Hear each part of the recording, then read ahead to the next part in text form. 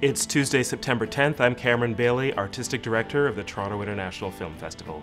Here's a film that will inspire you. It's called American Dreams in China by the Hong Kong director Peter Chan, and it's set in mainland China, and it tells an incredible story of three young university students who met and came up with one great idea about how to teach the English language. Everyone in China who's young wants to learn English. It's seen as the international language.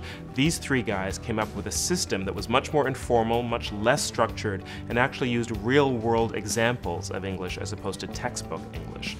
It was so successful that they became millionaires and then multimillionaires and became some of the most successful businessmen in China. It really is the story of contemporary China. In a way, it's China's version of The Social Network, how one great idea and someone with great ambition can turn something into something massive. It's a fascinating story. Peter Chan is a great director, and he directs his film with energy, with style, and with great rhythm. If you want to know about contemporary China and the economic miracle that's happening there right now, American Dreams in China is the film to see. Here are two films that will thrill you. The first is Kill Your Darlings by the US director John Crockedas.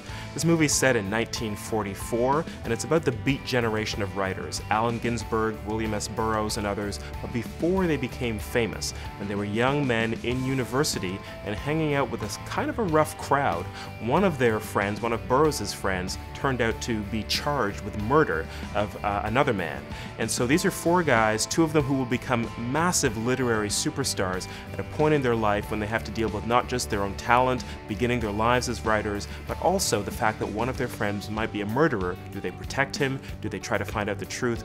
How do they actually act? It's a moral story, a story about people who became literary outlaws and sexual outlaws. One of them played here by Daniel Radcliffe. Harry Potter is playing Allen Ginsberg, and that's a great part of the story as well. Radcliffe is terrific. He really jumps into the role, seizes it fully, and he gives an amazing performance as Allen Ginsberg. The film is Kill Your Darlings by John Crockedas. The Major is a gripping Russian crime story. The twist here is that the crime has to do with police officers. The film is about a cop who's rushing to a hospital because his wife is about to give birth. He happens to have a terrible accident, runs over a young boy who was standing on the side of the road, and then what happens is the moral drama. He and his colleagues decide to try to cover up the crime.